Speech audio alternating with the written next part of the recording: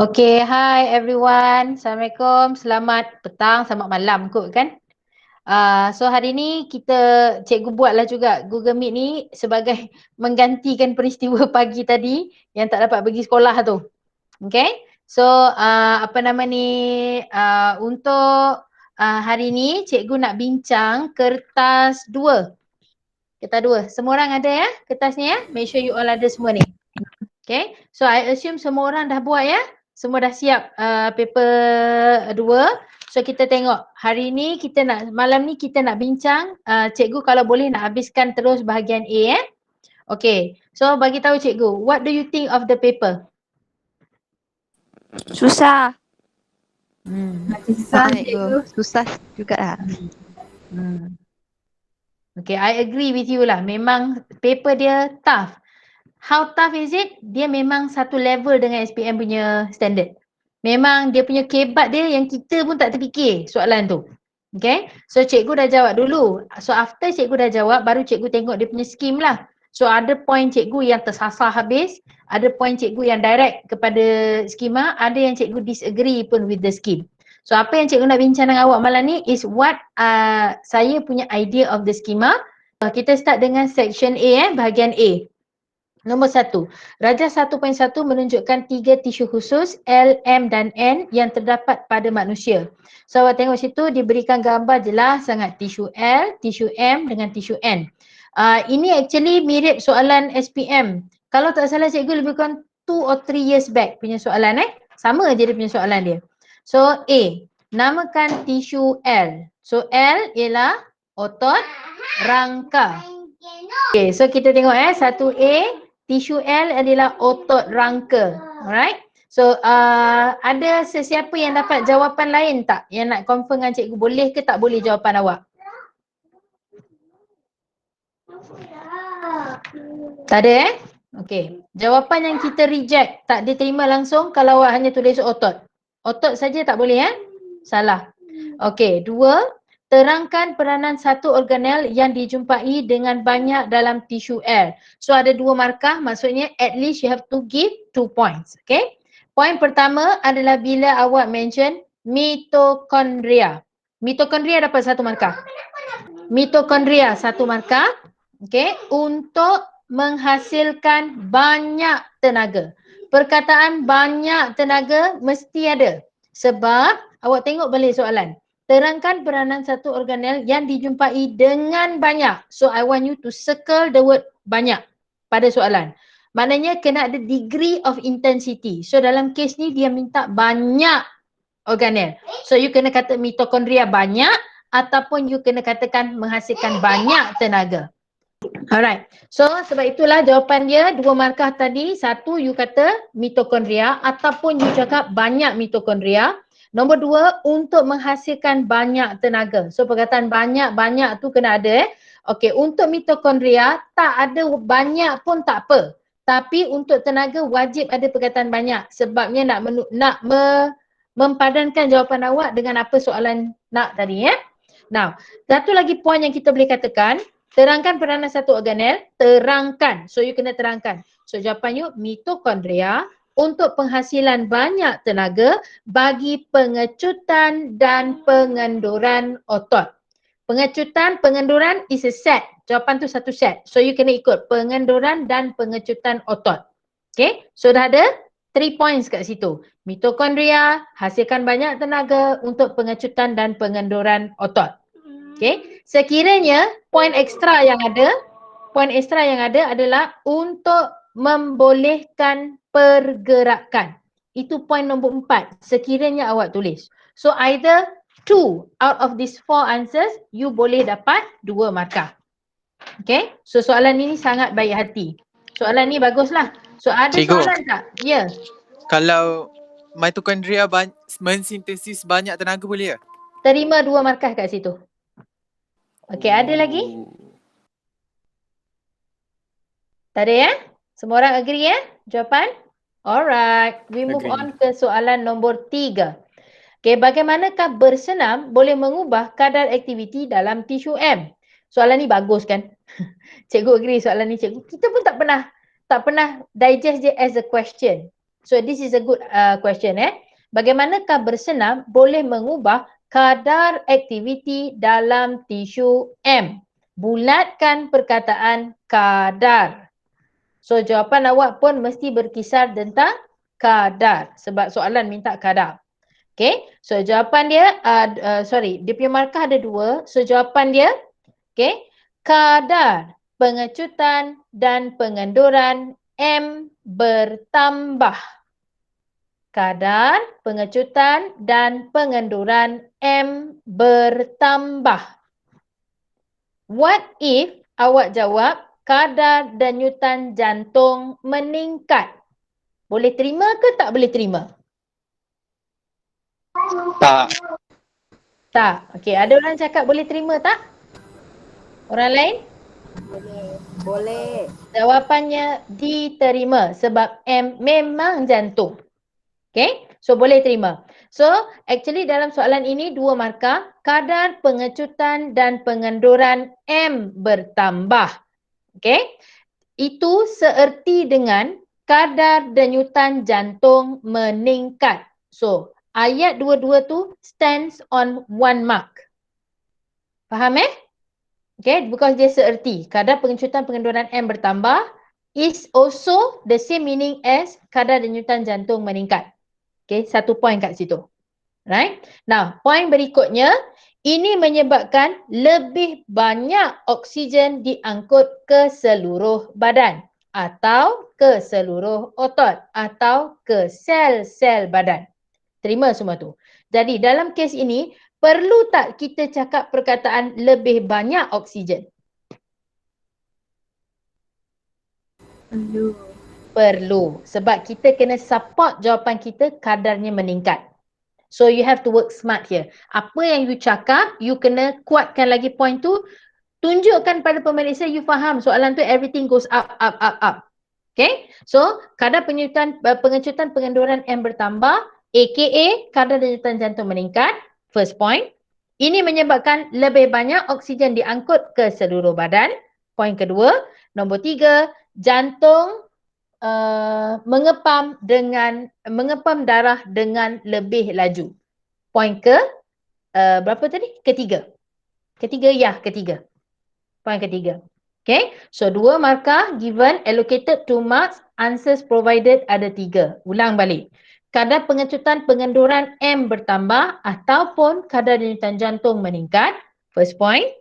Lebih banyak oksigen boleh diangkut ke seluruh badan ataupun ke sel-sel badan. Point ketiga, jantung mengepam darah dengan lebih laju. 3 points. Okay. Now, what if awak tak sebut jantung, awak sebut M. Terima ya? Actually, the smartest thing for you to do adalah dengan tulis balik M. Sebab soalan tak minta kita define, right? So, tak ada salahnya kalau kita buat M. Okay. Now, any question soalan 3? Yang awak nak semak, jawapan awak dengan cikgu. Cikgu. Yep. Saya buat Hmm. semasa bersenam, tisu L memerlukan oksigen untuk berfungsi L? dengan cekap. Oh, awak cerita pasal L? Ada kaitkan dengan L sikit sebab dia tu. Tu. Okay, Lepas tu, alright. saya cakap, lepas tu, oleh itu semakin tinggi kadar senaman, semakin tinggi pengecutan dan pengenduran tisu M. 1 markah. Semakin tinggi semakin tinggi kadar senaman, semakin tinggi kadar pengecutan dan pengenduran tisu M. Okay, you dapat point pada semakin tinggi kadar pengecutan pengenduran M. 1 markah. Okay, ada siapa-siapa lagi tak nak cek jawapan? Baiklah. Cikgu saya, cikgu. Ya.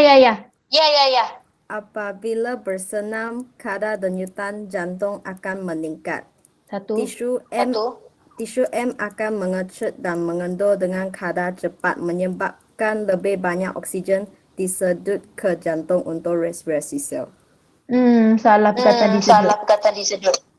Sedut tu dah salah Okay, kenapa sedut tu salah? Sebab bukan jantung sedut oksigen. Bukan jantung paru. So, you got how many points tadi? Kadar denyutan jantung meningkat 1 point. Lepas tu you lost point pada lebih banyak oksigen disedut ke jantung tu salah. The word is lebih banyak oksigen diangkut ke seluruh badan. Okay? Right? Okay, any more question? Thank you. Tak ada ya? So move on kepada B1. Okay. Based on diagram 1.1, nyatakan satu persamaan dan satu perbezaan antara tisu M dan tisu N. Okay, tengok gambar dulu. Tengok gambar dulu. Korang, tisu L tu apa tadi? Tisu otot pancing. Otot rangka. Otot rangka. Okay. Tisu M? Otot kardiak. Otot kardiak. Okay, ataupun otot you kata apa? Kardium? Kardium. Kat buku kardium. Okey, terimalah. Kalau ada buku kata ada, okey, terima. Lagi? Yang N apa? Otot licin. Otot licin. Licin. Otot licin. Very good. Fantastic. So, now you know the name. Sudah boleh identify. Baru kita boleh tulis persamaan. Persamaan ni kelakar sangat. Okey, persamaan yang pertama. Kedua-duanya adalah otot. Okey. Persamaan kedua. Kedua-duanya membolehkan pergerakan. Persamaan ketiga, kedua-duanya mengecut dan mengendur. If you notice, mengecut mengendur tu comes in a package. Jangan you tinggalkan salah satu. Dia mesti sama-sama Alright. So itu untuk persamaan. Okay. Ada tak apa-apa jawapan lain daripada apa yang cikgu bagi? Saya buat Ya. pengecutan dan pengenduran otot di luar kawal. Pengecutan dan pengenduran otot di luar Kawal. kawal. Pengecutan pengenduran otot adalah di luar kawal. Saya pun buat macam tu. Pengecutan. Okey, sekejap Pengecutan. Cek balik, jantung memang tak boleh kawal. Tak boleh kawal. Otot rangka tak boleh kawal Kalau kita tak nak gerak, dia tak kecut je. Okey lah, cikgu pemeriksa yang baik hati. Cikgu bagilah markah sebab ada pengecut dan mengendur tu. Okey, dapatlah satu markah. Tapi hati-hati, jawapan macam tu is a bit dangerous because kalau ikutkan, otot rangka kan is pergerakan. So if you don't want to move, dia tak bergerak pun. Right? Nah, so dah bahaya. But cikgu boleh macam buat tak nampak lah yang kat belakang tu. Mengecut dan mengendur tu dapat satu markah. Okay? Ada tak lagi jawapan lain? Teacher. Ya. Kedua-duanya mempunyai banyak mitokondrion. Mitokondrion lah. Not really lah darling. Jawapan tu tak terima. Tak terima. Okay? Lagi? Teacher, Kalau Siapa tadi? One way. Sekejap. One way dulu. they are made out of muscle fibers. Terima. Stand on the point, kedua-duanya adalah otot. Terima. Okay, Amirun Muhaimin. Apa dia? kedua-duanya memerlukan oksigen. Nope, semua benda perlu oksigen. Tak terima. Baiklah. Alright, habis Alright, kita pergi kepada perbezaan. Now, cikgu dah banyak kali cakap kan, kalau perbezaan is either you letak dalam bentuk jadual ataupun you buat dalam satu ayat, mesti ada perkataan apa? Manakala. Pandainya. Betul. Okay. So, dia sudah kita bandingkan M dan N. So, kita start dengan M. Jawapan yang pertama okay. M adalah otot kardiak, manakala N adalah otot licin. So, you definekan M dengan N. Itu perbezaan pertama daripada segi jenis. M ialah otot kardiak ataupun kardium, manakala N ialah otot licin. That is the first perbezaan. Okay. Now, point kedua. Ada banyak M dijumpai di jantung, manakala N dijumpai di salur darah ataupun tube. Memang betul M tu tak ada tempat lain, dia hanya kat jantung je. Manakala N ada pada apa-apa saluran dalam badan kita. Termasuklah esophagus, kita punya trachea, kita punya usus kecil, usus besar, semua tu memang terbina daripada otot licin. Dan do not forget, salur juga termasuk salur darah arteri, vena, kapilari, semuanya otot licin. So itu point kedua. Now, point ketiga, M menyebabkan denyutan jantung, manakala N menyebabkan peristalsis. Itu poin ketiga. M menyebabkan denyutan jantung, manakala N menyebabkan peristalsis. Okey. Ada siapa-siapa tak faham ayat tu? Saya ke? Okey. Okey. Okey, kita ulang balik. M tadi adalah otot kardiak. Otot kardiak is also known as jantung. So, M khas untuk denyutan jantung saja. Dia tak ada kerja lain. Manakala N, kita kata tadi, N adalah untuk semua salur-salur dalam badan kita. So, peristalsis adalah pergerakan makanan dalam salur pemakanan kita. It starts from our mouth, it ends pada kita punya dubur. So, along the way tu, makanan tu bergerak adalah secara peristalsis, whereby makanan tu turun pelan-pelan. So, you can feel, kalau awak minum air sejuk, awak boleh rasa makanan tu sejuk, sejuk tu pindah sini, sejuk tu pindah sini, pindah sini, pindah sini. Dan pergerakan berpindah-pindah itu is at a very slow rate. So, pergerakan itu we call that as peristalsis. Only be done pada salur yang ada otot licin. Okay? So, itu maksud dia ayat tu. Now, poin keempat. Kadar pengecutan dan pengenduran M berubah-ubah. Manakala kadar pengecutan N adalah rendah. Okay. Kadar pengecutan M berubah-ubah. Manakala kadar pengecutan N adalah rendah. Alright. Siapa tak faham ayat ni?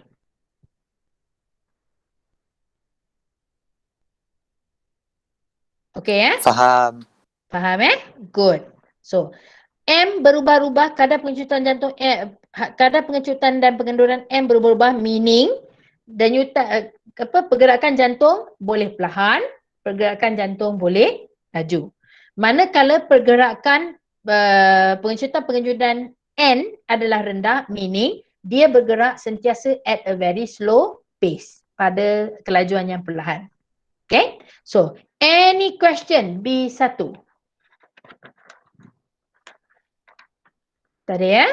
Okey, kita pergi kepada soalan 2. Rajah 1.2 menunjukkan tisu N dijumpai pada dinding usus kecil. Okey, bulatkan perkataan usus kecil, garis perkataan dinding. So, kita tahulah cakap pasal otot lah tu. Okay? Otot pada dinding usus kecil. Terangkan bagaimana tisu N membantu usus kecil menjalankan fungsinya. Tempat jawapan allocated, marks allocated adalah 3. Okay. So, terangkan bagaimana tisu N membantu usus kecil menjalankan fungsinya. Now, soalan tu kita kena dissect soalan tu elok-elok. Terangkan bagaimana N tu kita dah tahu kan? Otot apa tadi? N? Otot licin. Otot licin. Licin. Otot licin, very good. Fungsi kita punya usus kecil, apa fungsi utama dia? Serap nutrien. Very good. Dia habiskan pencernaan makanan dan kerja dia menyerap nutrien yang sudah dicernakan. So, point yang pertama. N mengecut dan mengendur secara perlahan. Ini kita dah tahu facts daripada the first question just now. N mengecut dan mengendur secara perlahan. Okay. Ini menyebabkan peristalsis berlaku. Poin kedua. Mengecut dengan perlahan, mengecut mengendur perlahan dan membolehkan peristalsis berlaku. So, kerana movement tu adalah perlahan, masuk poin ketiga. Ini membolehkan lebih banyak makanan boleh dicerna. Ini membolehkan lebih banyak makanan boleh dicerna. Because usus kecil punya kerja is to finish off pencernaan. So more food boleh kita cernakan because pergerakan itu adalah slow. Itu point nombor 3. Point nombor 4. Lebih banyak nutrien diserap ke dalam bilas. So bila pergerakan itu adalah slow, Alright, so tadi lebih banyak makan nutrien boleh diserap ke dalam vilus. So, ya itu poin keempat. Poin kelima, makanan tidak tercerna boleh ditolak ke dalam usus besar. Makanan tidak tercerna boleh ditolak ke dalam usus besar.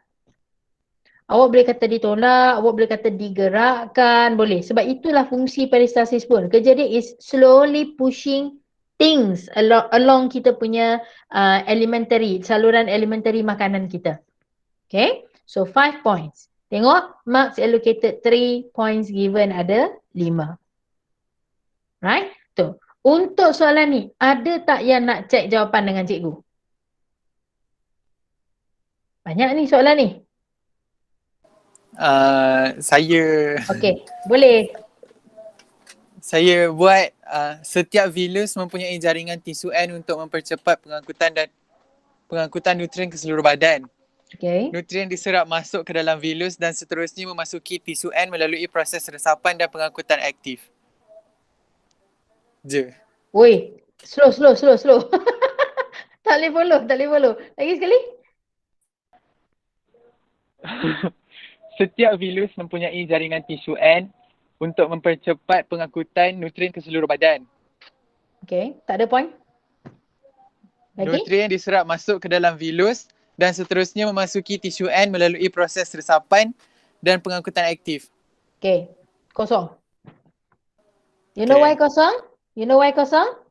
Tak. Kita kena cakap, dia ada specification tau. Ada pengkhususan tisu N duduk dekat situ. So tadi yang nutrien diserap you cakap nutrien diserap ke dalam vilus kan?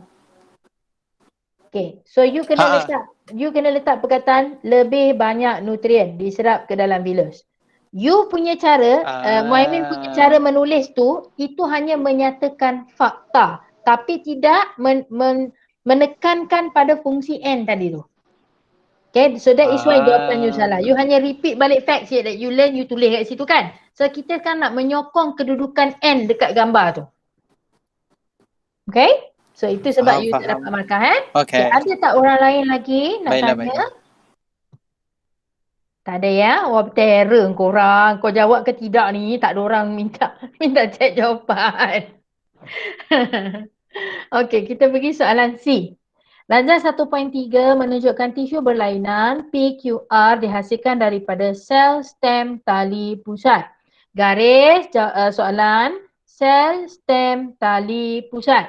Okey, apakah bendanya sel stem tali pusat ni? Sel ini, stem cell ni adalah memang betul pada tali pusat bayi yang baru dilahirkan, yang mana di situ ada terletaknya semua sel yang baru dihasilkan, freshly daripada mitosis, duduk dekat situ. So sel itu belum lagi mengalami pembezaan, belum ada pengkhususan sel. Dia adalah sel yang baru terhasil melalui pembahagian sel, fresh cells. Okay? So dia ketunjuk situ dekat gambar. Sel stem tali pusat boleh terbentuk daripada satu sel yang sama tu terbentuk menjadi 3 jenis sel yang berlainan.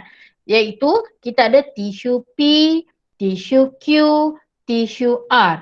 All these 3 tissues originates from sel stem tali pusat. Maksudnya daripada satu benda yang asas terkhusus kepada 3 jenis sel ataupun 3 jenis tisu. Terangkan bagaimana sel stem tali pusat sesuai untuk digunakan dalam penghasilan pelbagai jenis tisu. Okey. Dapat jawab ke tak dapat jawab? Soalan tinggi ni. Ni ada tinggi. Tak dapat kan? Amirul. Saya buat sel stem tali pusat masih belum mengalami pembezaan membentuk tisu khusus.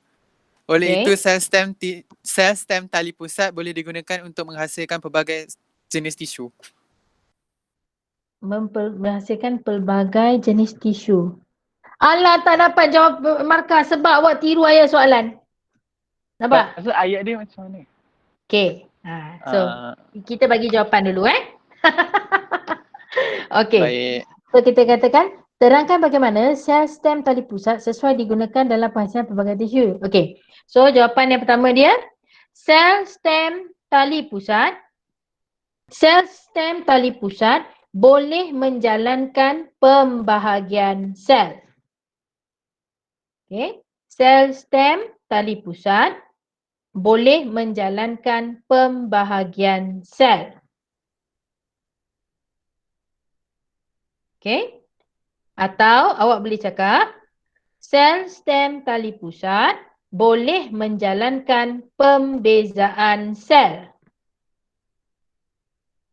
Sel stem tali pusat boleh menjalankan pembezaan sel. Itu poin pertama. Untuk menghasilkan tisu-tisu khusus. Or you can say untuk menghasilkan tisu P, Q dan R yang mempunyai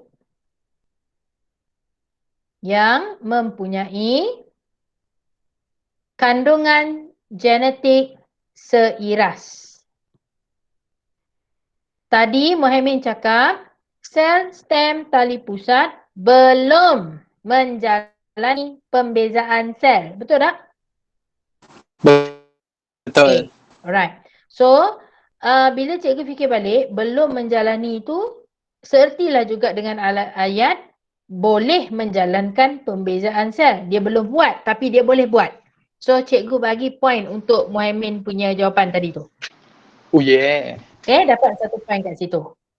So, maksudnya sel Baik. stem tali pusat ni is masih macam sel asas yang belum terbahagi menjadi apa-apa. So, sel kosong tu dia akan lakukan pembezaan sel untuk hasilkan tisu-tisu khusus yang mana every tisu khusus tu walaupun dia duduk antara tisu P, tisu Q, tisu R masih ownernya adalah mempunyai genetik yang sama.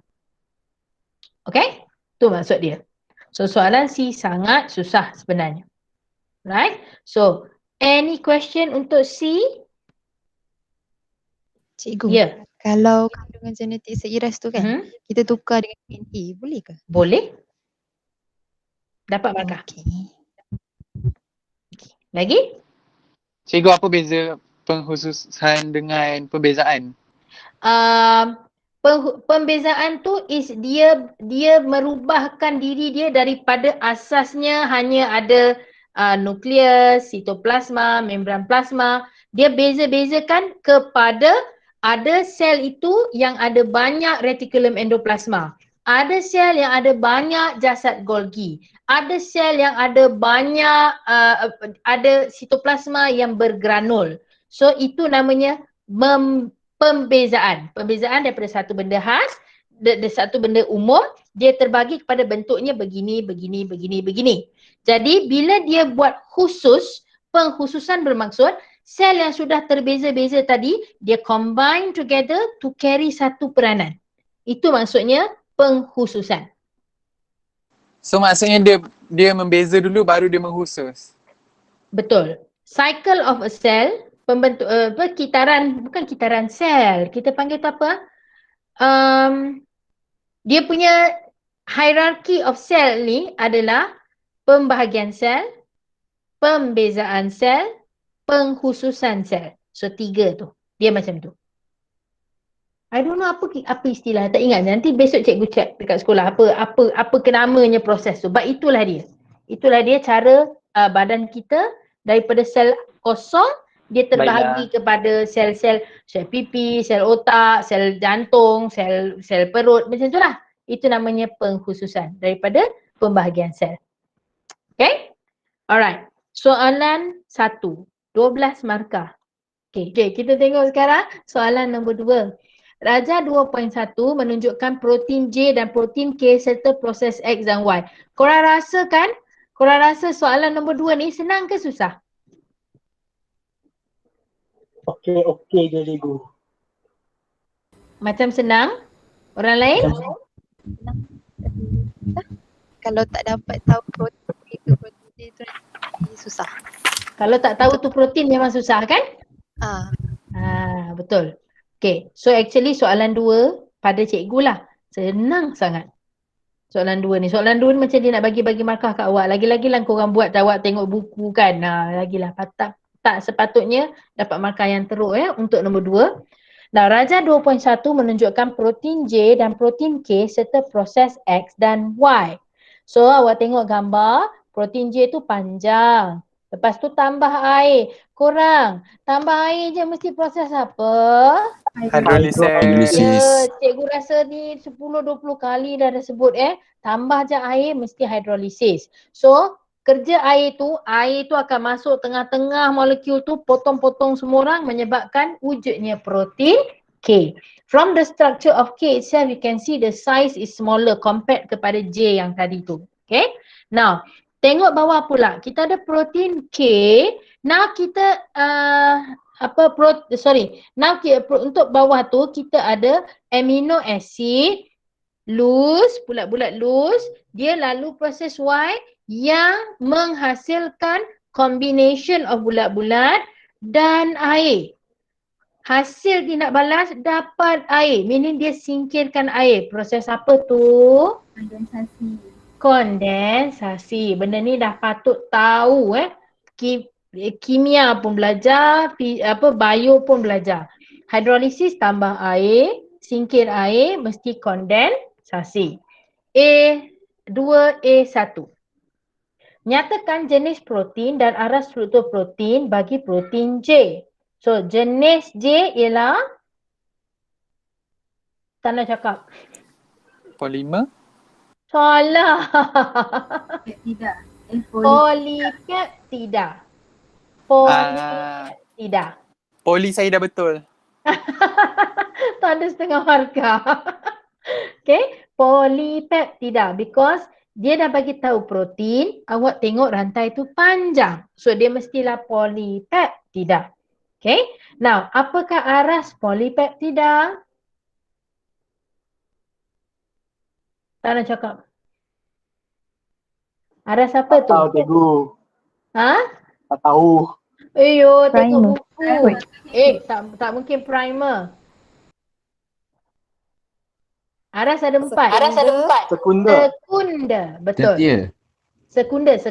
Tertia tu dia dah simpul-simpul Itu cara cikgu ingat tau. Kalau dia berpilin, dia macam strand macam ada helix ganda 2 tu, ataupun bentuk dia macam kertas A4 kita lipat bentuk tangga-tangga, itu adalah struktur sekunda. Struktur tertia dia dah bersimpul macam tali satu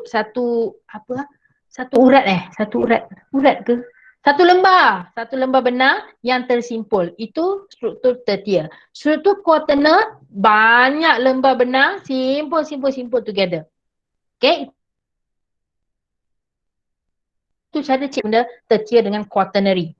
Okay. So A1. Now untuk 2, terangkan proses X. Okay, for your information cikgu perasan menerangkan hidrolisis, menerangkan kondensasi ni every year keluar. Memang markah dia 2 dekat bahagian structure. So korang dah tahu dah soal apa nak keluar tu. Okay, so you ingatlah benda ni. So kita tengok sekarang proses X. X tadi you all dah cakap hydrolysis. So cakap X ialah hydrolysis. 1 markah. Okay. Poin kedua. J diuraikan dengan air. J diuraikan dengan air. Tu second point. Another way of saying J diuraikan dengan air, you can also say J bertindak balas dengan air. Sama sama maksud. Diuraikan, bertindak balas dengan air. Okay, point nombor 2. Point nombor 3. Okay. Ikatan peptida terputus. Ikatan peptida terputus. Okay. Point ke berapa? 1, 2, 3, 4. Point keempat. Dipeptida terhasil. Dipeptida terhasil. So guys, you all dah tahu soalan SPM memang dia gile-gile. So you tahulah 2 benda ni. So dalam soalan yang ini kita cerita pasal hydrolysis. So hydrolysis lawannya adalah kondensasi. So you just go against ayat tadi itu untuk kondensasi. Contohnya Y ialah kondensasi, asid amino bergabung, ikatan peptida terbentuk, terbentuk dan menghasilkan polipeptida. Lawan je balik apa yang kita bincang tadi tu. So you all dah tahu soalan apa yang nak keluar tu. Okay, untuk balik untuk X. X ialah hidrolisis. Okay.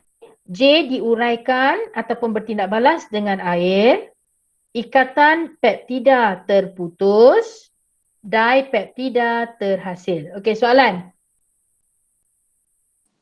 Cikgu, Ya. kalau saya tak cakap ikatan peptida terputus? So awak tak adalah satu markah kat situ. So tak apa. Cikgu walaupun markah allocated 2, cikgu providekan answer untuk awak 4. So you pilih lah mana-mana yang ada. So macam Yasmin dapat tak? Apa ayat you? Yasmin. Faikah dapat ayat apa?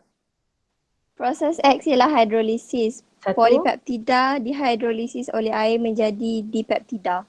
Okey. Polipeptida dihidrolisis oleh air tu awak dapat 1 point menghasilkan dipeptida. So actually you dah bagi 3 jawapan kat situ. So you dapat full mark lah. Right? So ada lagi tak soalan? Ada ya? Cikgu, Yes. Yiling. cikgu kalau proses X menambah molekul air kepada protein J untuk memecahkan struktur asalnya kepada protein K. Okey. Ulang balik. Proses X menambah molekul air kepada protein J untuk memecahkan struktur asalnya kepada protein K. Dapat satu markah untuk ditambah air tu. Okey. Okey, satu markah kat situ. Alright, ada lagi? Tak ada ya? Okey, kita pergi pada B. Terangkan satu perbezaan di antara proses X dan Y. Soalan ni awak selamatlah sebab dia dah bagi siap-siap jadual. Korang tengok, jadual dia tetap 2 kolom kan? Bio memang tak ada 3 kolom memang 2 kolom saja. Okey, proses X. Perbezaan yang pertama, X ialah hidrolisis. Amalkan buat ayat penuh. Jangan tulis hidrolisis biji je. X ialah hidrolisis. Selari dengan jawapan itu pada Y. Y ialah kondensasi. Okay, itu jawapan yang pertama. Okay, jawapan yang kedua. Untuk X proses X melibatkan penambahan air. Proses X melibatkan penambahan air. Selari dengan jawapan itu, proses Y melibatkan penyingkiran air. Okey, proses Y melibatkan penyingkiran air. Okey. Now, jawapan yang ketiga, proses X membentuk dipeptida. Selari dengan jawapan itu, proses Y membentuk polipeptida. Jawapan cikgu ni, cikgu tulis jawapan yang sama pula dah. Proses Y membentuk polipeptida. Okey, ada soalan tak untuk B? Okey Alright, habis. Okey, so habis ya. Now masuk dekat C, dia mulalah soalan-soalannya. Ya Allah, hai. Mencabar betul C tu Okey, C1. Darjah 2.2 menunjukkan satu tindak balas enzim yang melibatkan enzim laktase. Bulat perkataan lactase. Okey, lactase ni adalah gula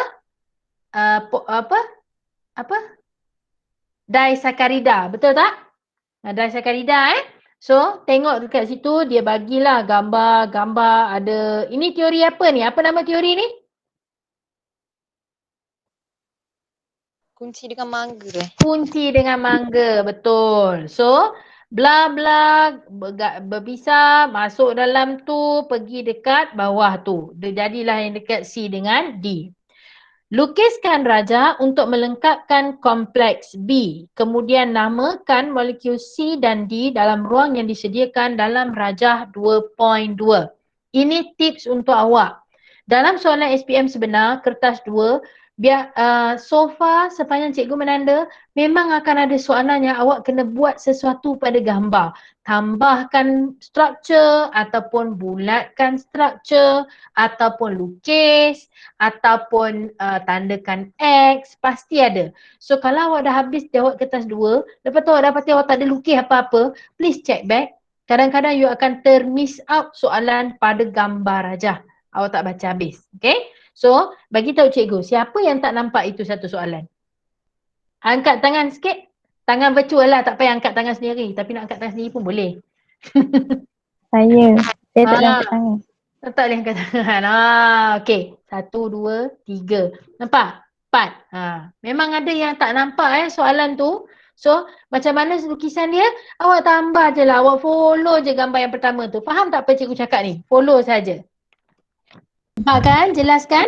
Follow je balik molekul yang pertama tu. Sebab ini adalah, sekejap cikgu tulis balik. Tak tahu lah kalau awak boleh nampak. Hopefully you can see. Maaf lah ya, cikgu tak ada duit lagi nak beli segala yang canggih-canggih tu. Nampak tak?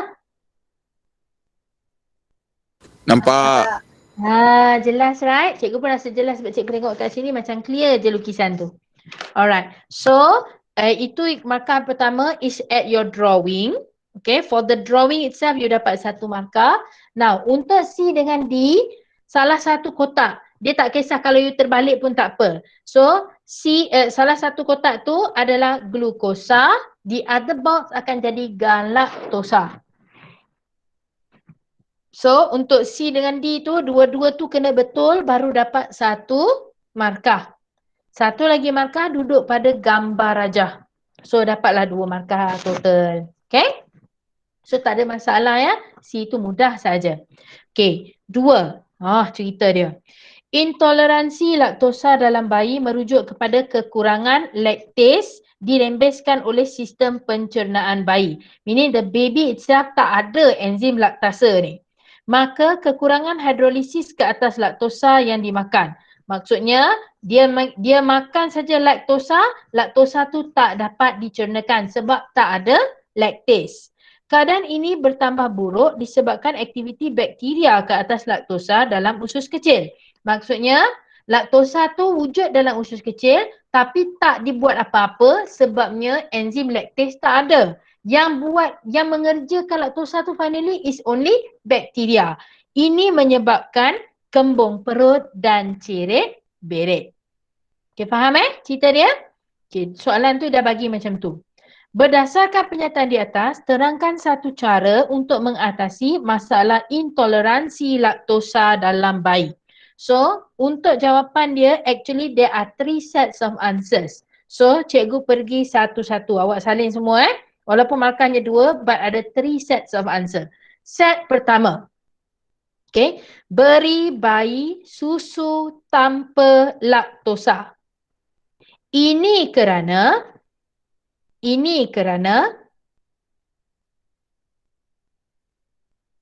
tidak ada penghadaman ataupun tidak ada pencernaan laktosa dilakukan. Beri bayi susu tanpa laktosa. Ini kerana tidak ada penghadaman ataupun tidak ada pencernaan laktosa dilakukan. Okey, itu set pertama.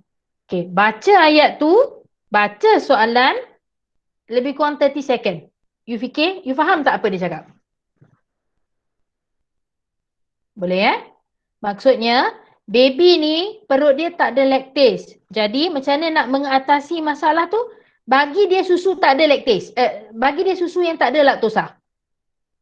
Okay, bagi dia susu yang tak ada laktosa supaya tak perlu buat pun penghadaman laktosa tadi. Boleh Okay. Set kedua. Apa cadangan lagi? Macam mana nak mengatasi masalah ni? Set kedua. Beri bayi susu soya. Kerana susu soya tiada laktosa. beri bayi susu soya kerana susu soya tiada laktosa. Faham tak set nombor 2 tu? Faham Okey. Set nombor 3. Jangan beri bayi susu ibu. Jangan beri bayi susu ibu.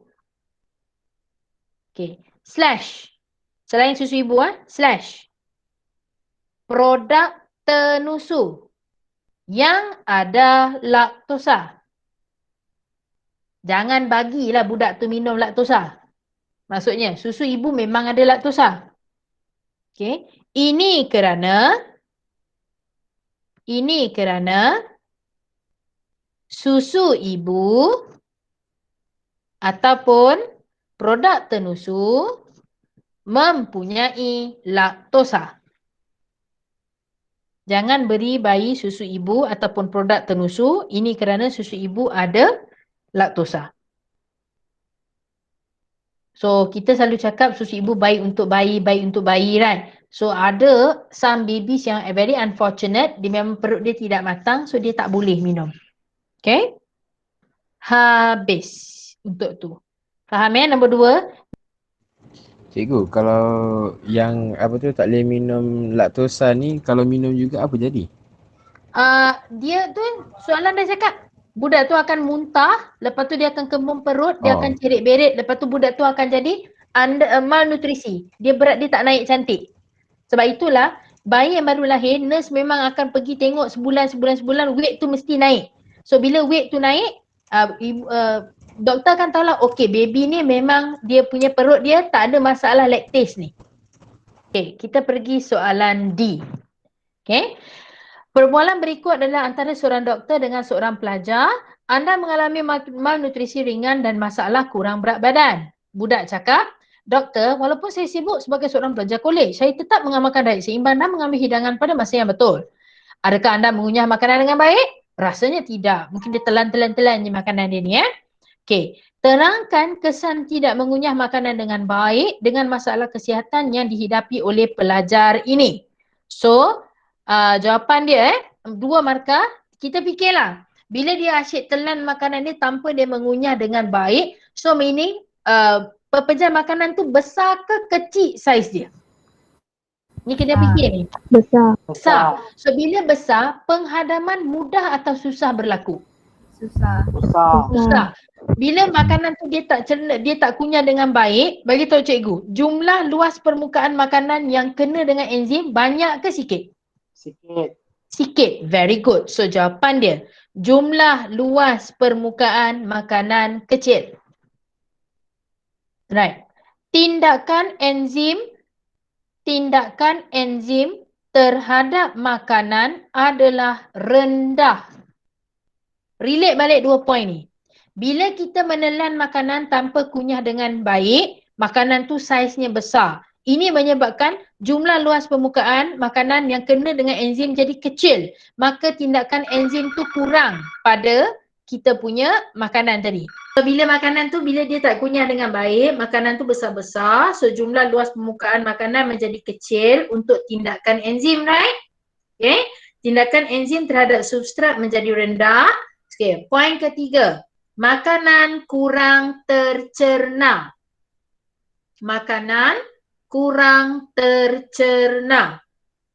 Okay. Poin yang sama satu lagi perkataan awak boleh guna untuk poin yang ketiga ini adalah ketidakhadaman. You boleh cakap pelajar mengalami ketidakhadaman. Ayat itu seerti dengan makanan kurang tercerna. Right? So, poin keempat. Okay. Kurang penyerapan makanan ke dalam badan. Kurang penyerapan nutrien ke dalam badan. Bukan makanan nutrien. Sebab kalau dia dah cerna, kita bukan bagi dia makanan lagi. Dia dah jadi nutrien sekarang. Kurang penyerapan nutrien ke dalam badan. So, marks allocated 2, points given ada 4. Okay, any question tak untuk yang ini? Tak ada. Jelas Okay, so Cikgu, yeah. kalau saya cakap molekul makanan tidak dapat diuraikan dengan baik. Dapat point pada makanan kurang tercerna. Dapat. Oh, okay. Thank you. Kita pergi soalan 3. Raja 3.1A dan Raja 3.1B menunjukkan organ respirasi bagi dua organisma P dan Q. Organisma P itu manusia, organisma Q itu ikan. Namakan organ respirasi bagi P dan Q. P, jawapan dia apa? Alveolus. Ayo, organ. Berparu. Peparu, bukan alveolus Peparu is organ. Okay. Organisma Q, Insang. insang. Okay. Right. Tu saja jawapan dia, peparu dan insang. So you have to be very careful Tadi dah tersilap kan Kin Ho? So dia nak minta organ. Okay. B1. Pertukaran gas berlaku merentasi permukaan alveolus bagi organisma P. Terangkan kepentingan pertukaran gas pada manusia.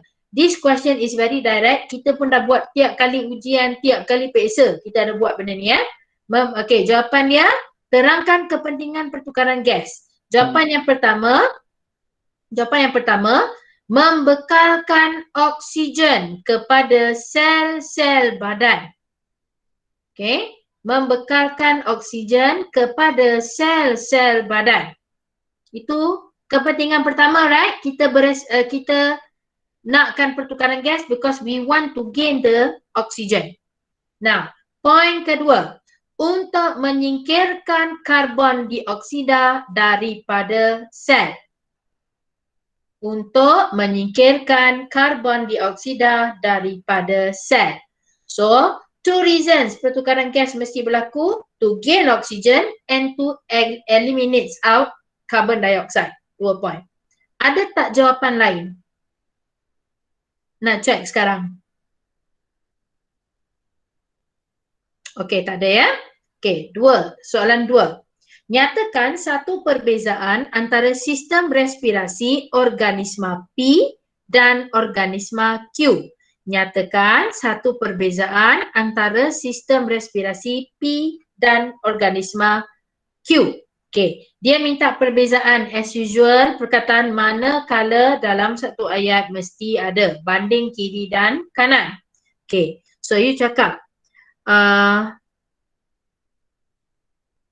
okay, organ respirasi P ialah peparu, manakala Q ialah insang. Organ respirasi P ialah peparu, manakala Q insang. Itu poin pertama. Perbezaan kedua. Pertukaran gas bagi P berlaku di alveolus. Pertukaran gas bagi P berlaku di alveolus. Manakala Q di lamella. Manakala Q di lamella. So, alveolus partner dia lamella. Peparu partner dia insang. Okay? Poin ketiga. Satu perbezaan antara respirasi P dan Q. Okay.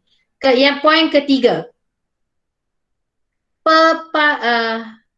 Peparu P dilindungi oleh sangkar rusuk.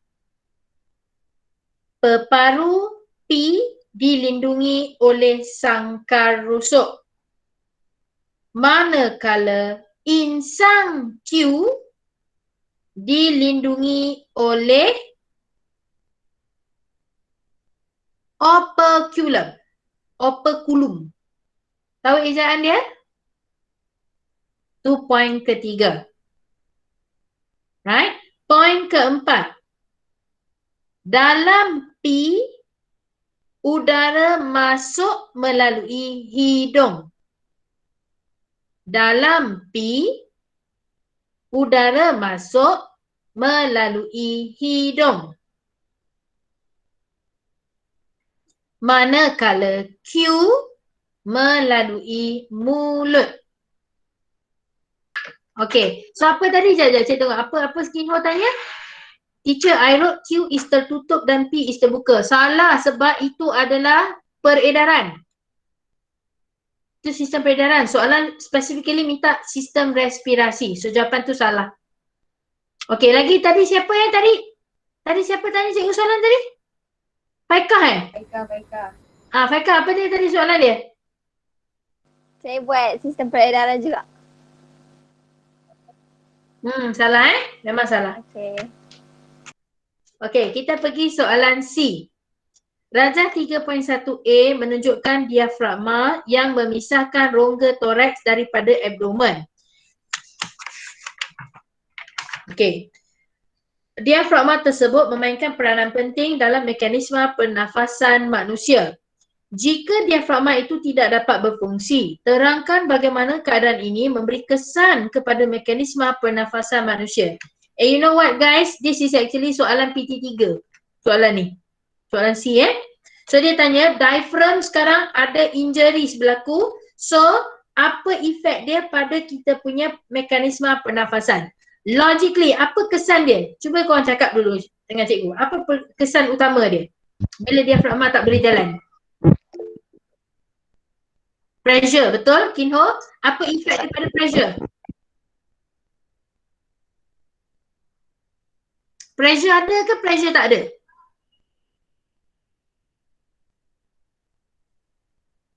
Tak ada, very good. Tak ada. Kawin tak ada No pressure actually. Bila kita punya diaphragm rosak, it cannot move anymore ataupun bocor ke, so we cannot regulate anymore, menambahkan atau mengurangkan tekanan udara. So itu efek dia yang pertama. Okay? So first, jawapan pertama.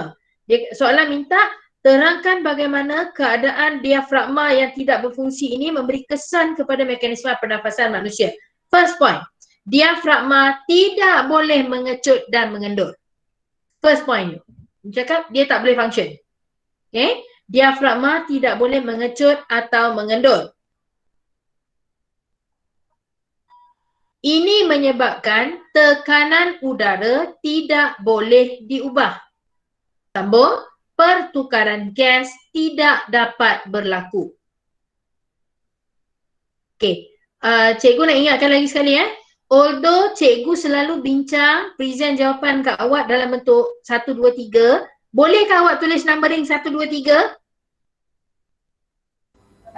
Tak boleh. Tak boleh. Ayat awak biar bersambung, sambung macam karangan. Okay? Jangan risau pada numbering. Ada reason why kita tak bagi you letak numbering. Bila you letak numbering, you menunjukkan tertib urutan. So sekarang soalan tak minta tertib. But kalau you tertulis sebagai tertib, pemeriksa akan tanda step 1, step 2, step 3. Atas 2, you tulis panjang-panjang. Okay, kalau point, you buat bentuk bulat ke? Bulat ataupun dash Cikgu advise against it. Jangan buat. Sambung saja. Tinggalkan kerja mencari point tu pemeriksa buat. You punya kerja muntahkan aja apa saja point yang you ada. Okay? Cikgu bagi, bila kita bincang macam ni, cikgu bagi bentuk point supaya awak nampak kat mana you dapat markah, kat mana you hilang markah. Okay? Alright. Soalan tak ada C tu okay kan? Alright. Soalan D. Ada soalan ke? Teacher, if I write the pressure in the thoracic cavity is same to the atmospheric pressure? Is the same as the atmospheric pressure. So the air cannot be forced in or expelled out.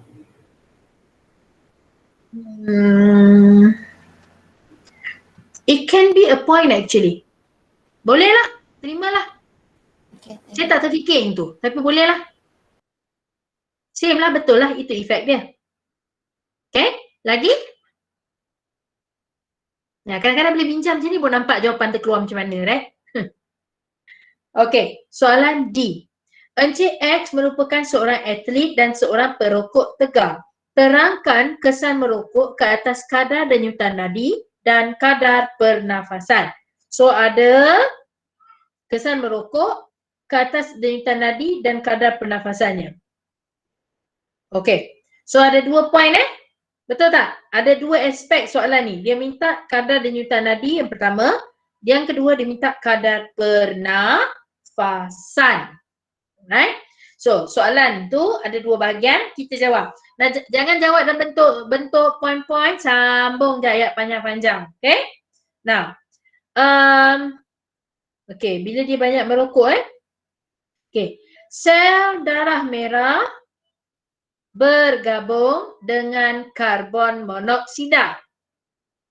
Okay, awak boleh kata karbon monoksida, cikgu juga terima kalau awak tulis karbon dioksida. Terima, untuk poin ni kita terima Ini merendahkan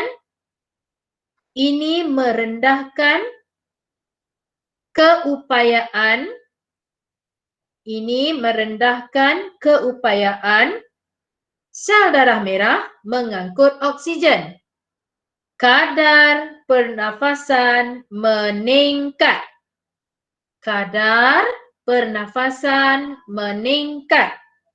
Untuk mendapatkan lebih oksigen. So, habis. Kita dah habis cerita tentang kadar pernafasan. Okay. Untuk poin denyutan nadi, tulis nikotin meningkatkan kadar denyutan nadi. Nikotin meningkatkan kadar denyutan nadi kerana ia membebaskan adrenalin. Maknanya nikotin tu induce adrenalin untuk keluar. So orang yang merokok, dia akan ada banyak adrenalin, maka dia punya denyutan jantung dia jadi sangat laju. Okay? Soalan D. 3 markah. Banyak gila poin dia bagi. Okay? Any question untuk D? Okay? I wrote kadar pernafasan tinggi kerana suasana paru-paru kering.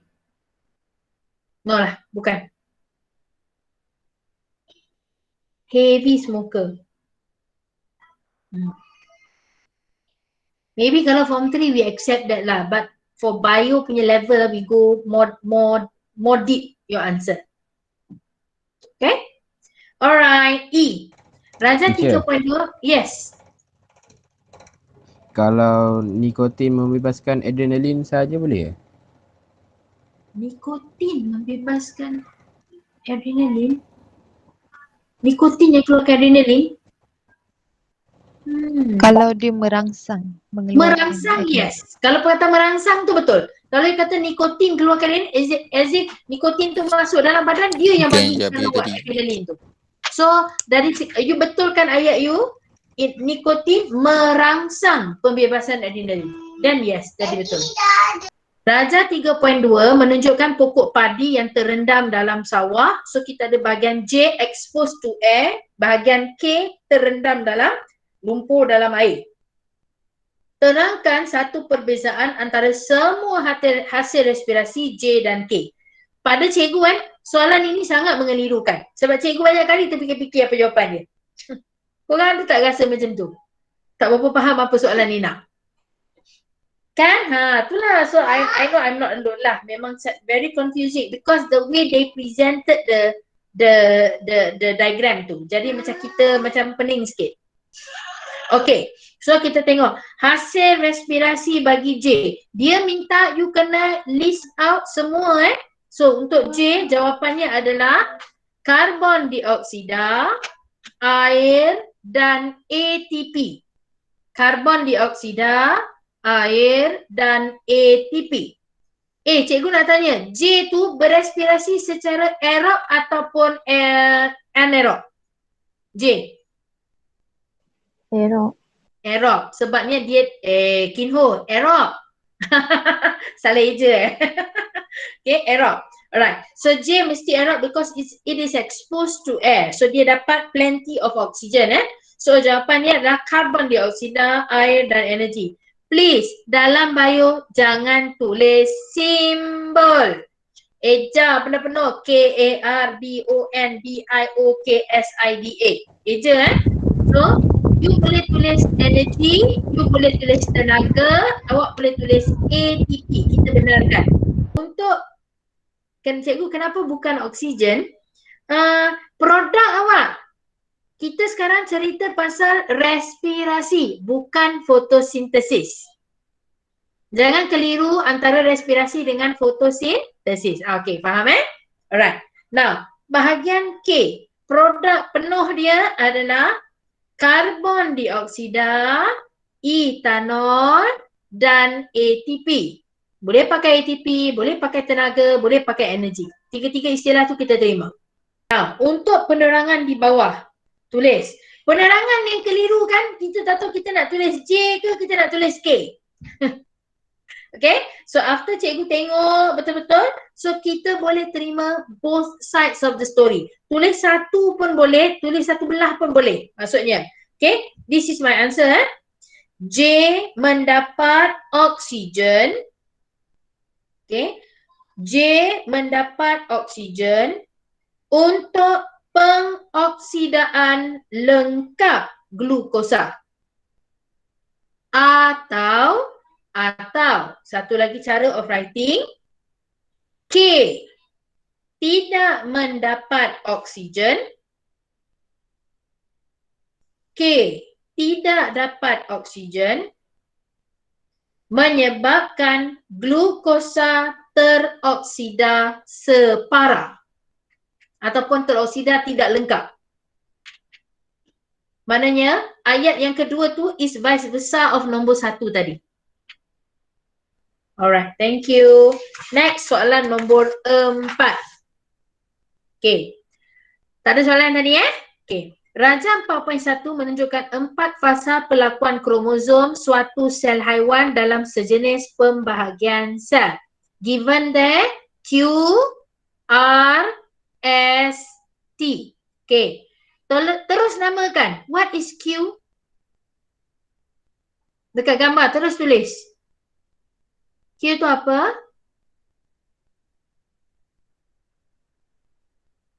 Tak ada jawapan. Q tu apa? Anyone? Prophase. Profasa. Okay. Right. Kita tak tahu lagi 1 or 2 kan? Tapi kita tahu nama dia, right? Okay. Kalau dekat Q tu, nak tulis profasa atau profasa 1? Profasa lah betul. Profasa atau profasa 1? Macam mana kita nak tahu dia ada 1? Kimi kata profasa. Okay, jawapan dia adalah profasa 1. Awak tahu tak macam mana cikgu tahu dia ada 1 dengan 2? Awak tengok dia punya belang dia. Satu hitam, satu putih tau. Dia kalau hitam putih menunjukkan, tengok gambar, hitam putih dah nampak tak yang S tu? Dia ada macam carik. Itu menunjukkan sudah berlaku pindah silang. So you dah automatically you know ini adalah meiosis. So there must be numbers behind it. Okay?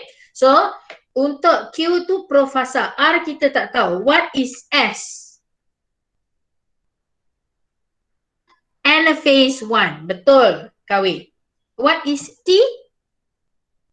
Telophase 1. Betul. Manuel betul Alright. So A1. Namakan jenis pembahagian sel. Jenis pembahagian dia ialah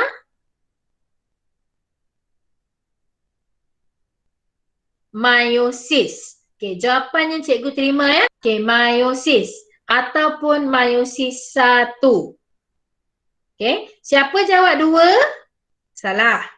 Kenapa salah? Sebab gambar tu semua kromosom dia masih dalam bentuk kromatik kembar. Masih bentuk X. Kalau X meaning dia masih duduk nombor 1. Dia kalau 2 baru dia terpisah. Kromatik beradik tadi akan terpisah. Okay, so belum. Because semua kromatik dia masih dalam bentuk X, we know dia masih peringkat 1. So jawapan yang kita terima adalah meiosis ataupun meiosis 1. Okay, now fasa Q. Fasa Q tadi dah jawab, itu adalah profasa 1. Nah, lukis perlakuan kromosom bagi fasa R dalam rajah 4.1. Jawapannya, cikgu lukis cincai, tahu nampak tak? Nampak tak? Nampak. Nampak jawapan dia mesti macam tu. You check your drawing. Make sure you nampak, make sure sama dengan cikgu. Check Nampak. Okay, very good. Alah apa kau susahkan, pakai handphone kau snap je lah gambar. Ya tak? Okay, so itu gambar dia. Alright, so 2, B1. Sebahagian struktur K telah rosak. Okay, so dia kata sentriol dah rosak. Sentriol dah rosak, terangkan kesan kepada perlakuan kromosom. Kau ni kelakar lah. Terangkan kesan kepada perlakuan kromosom semasa fasa S. So bila sentriol you is not working, kesan pertama you akan rasa tiada gentian gelendong. No spindle fiber will be formed. Tiada gentian gelendong. Okay. Number 2. Kromosom homolog. Highlight perkataan kromosom homolog. Kromosom homolog means dia dua macam ni lagi. Kromosom homolog. Dia dua dan berpasang X tu berpasang. Kromosom homolog tidak tertarik ke kutub bertentangan. Because there's nothing to tie it up and to pull it to the opposite pole. So because tak ada tali tu, so dia tidak bergerak lah. Dia tak pergi ke kutub bertentangan. Point number 3. Gamet yang terbentuk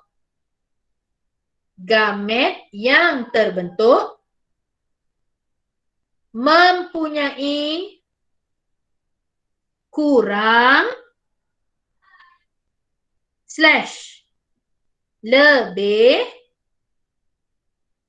kromosom. So number tu jadi dah tak balance lah. Okay. B1. Ada siapa-siapa nak check jawapan dengan cikgu?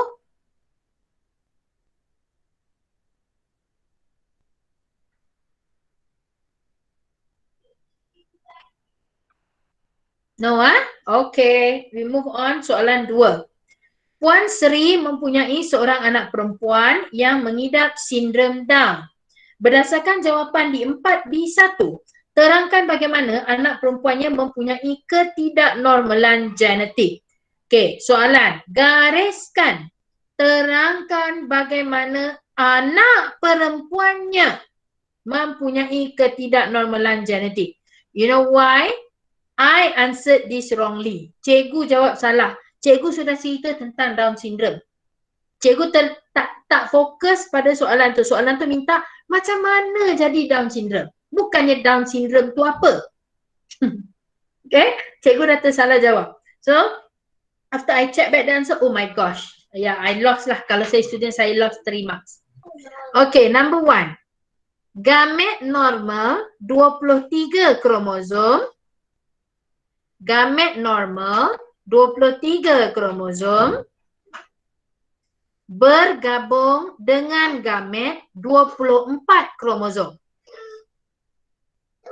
Bergabung dengan gamet 24 kromosom. Remember soalan ni tanya macam mana terhasilnya Down syndrome. So gini step pertama kita cerita normal sperm gabung dengan abnormal ovum ataupun abnormal sperm gabung dengan normal ovum. So 23 is normal, 24 is not normal lah. Okay, number 2. Menghasilkan gamet normal 23 kromosom bergabung dengan gamet 24 kromosom menghasilkan anak 47 kromosom. Poin berikutnya. Anak terlebih 1 kromosom anak terlebih satu kromosom pada kromosom nombor 21. Nanti Mama cek. Okay. Pada kromosom nombor 21. Okay. Sambung. Trisomi 21 berlaku. Ejaan dia dekat chat. Trisomi 21 berlaku. So, excess of one chromosome on chromosome number 21, which give rise to 47 chromosome, because sepatutnya 23 pasang kromosom kali 2 you dapat 46. What happens now? There is trisomy 21. On chromosome number 21, there are not 2 but 3 chromosomes. So it gives rise to 47 tadilah. Soalan C ni is actually ulangan daripada 5 years back punya soalan SPM Okay. Rajah 4.2 menunjukkan sebiji tembikai berbentuk hati yang dibeli oleh Syakir. So tengok tu Syakir bercadang untuk menanam biji benih tembikai tersebut. Ramal dan terangkan bentuk buah tembikai bagi generasi yang baru. Set jawapan. Okay, kita cerita dulu So cikgu tengok equal numbers lah. Sama banyak je orang yang kata jadi love dengan jadi bulat. Okay, so cikgu bagi dulu jawapan bentuk love. Start dengan love lah, kan? Okay, so buah tembikai generasi baharu berbentuk hati. Okay. Semasa buah tembikai masih putik. P-U-T-I-K. Putik. Buah tembikai berbentuk bulat. Syakir meletakkan ataupun Syakir memasang, Syakir memasang lah lebih baik lagi. Syakir memasang acuan plastik lut sinar berbentuk hati pada putik. Okay, that is the answer. What happens after that? After that, because the skin of a watermelon is green in color, it carries out photosynthesis. So the growth of the watermelon follows the shape outside of it. So it becomes a heart-shaped watermelon. Okay, so that is one answer. Meaning, at first it's still round, and then you place the mold around the unripened the young fruit just now, so it grows and it follows the shape of the mold. Okay, so that is one set of answer. Now the second set is bulat. Okay, buah tembikai generasi baharu berbentuk bulat. Sambung. Bentuk hati tembikai tidak diwarisi. That is not inherited. The shape is not inherited to the young ones. Okay. Point ketiga. Genetik pada tembikai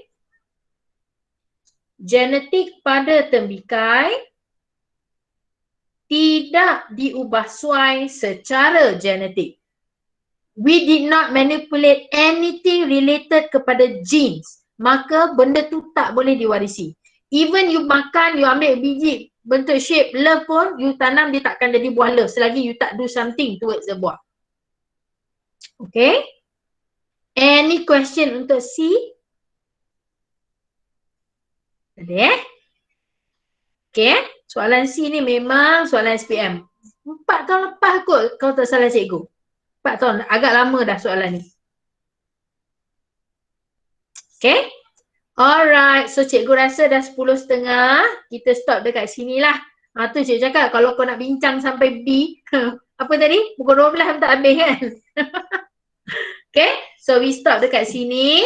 InsyaAllah besok tak ada arah melintang. Cikgu kita sambunglah paper 2. Paper 3 bawa juga ya. In case lah ada masa-masa free cikgu boleh set cikgu masuk kelas.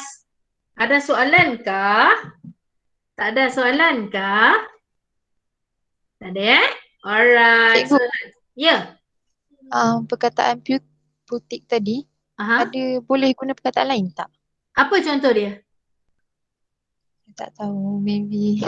Semasa Maybe buah time. masih muda. Semasa buah masih muda. Semasa buah masih kecil, terima. Oh, okay. Okay. Lagi? Kalau nak sebut anak buah tak boleh ke? Anak buah. Tak boleh. Buah ada anak. Tak ada kot. Tak ada kan istilah anak buah kan? Anak buah tu orang. Anak saudara. Bukan yang tu. Anak saudara. Tapi taklah. Kita cakap buah muda. Buah yang masih kecil. Terimalah. Okay. Ada lagi? Ada lagi? Tak ada dah? Okay Thank you everyone. See you all tomorrow, Thank you, right? Sleep well. Thank you. Bye. Thank you, teacher. Thank you, teacher. Teacher. Bye. Cikgu. Terima kasih, Cikgu. Bye-bye. Okay, bye.